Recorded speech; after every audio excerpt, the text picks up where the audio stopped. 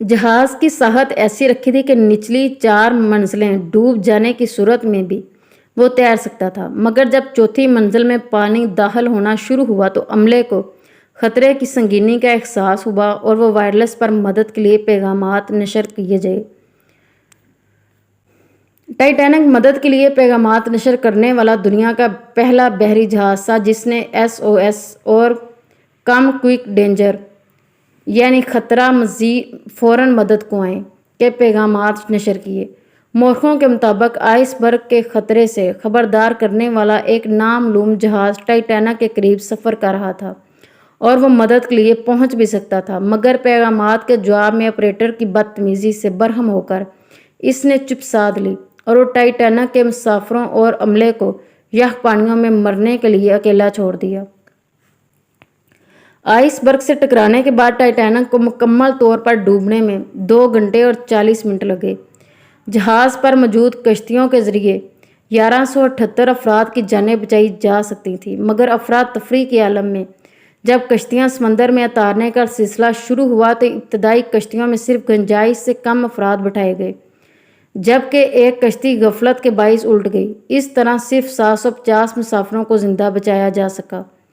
जिंदा बच जाने वालों में सबसे ज़्यादा बच्चे और ख़वातीन थी। दर्जा अव्वल के 94% और दर्जा दोम के 81% बच्चे और ख़वातीन महफूज रहीं, जबकि रवायती तौर पर अमले के 87% अरकान कश्तियों में सवार होकर भाग निकले।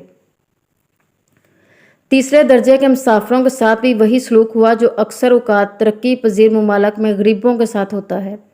ज़्यादातर मर्द यह पानी में डूबकर हलाक हो गए। तीसरे दर्जे के सिर्फ 47% बच्चों और ख़वातीन को कश्तियों में जगह मिल सकी। डूबते जहाज़ से रवाना होने वाली आखिरी कश्ती का आखिरी सवार चार्ल्स जोगन था, मगर वो कोई मुसाफिर नहीं बल्कि जहाज़ के अमले का एक रुकन था।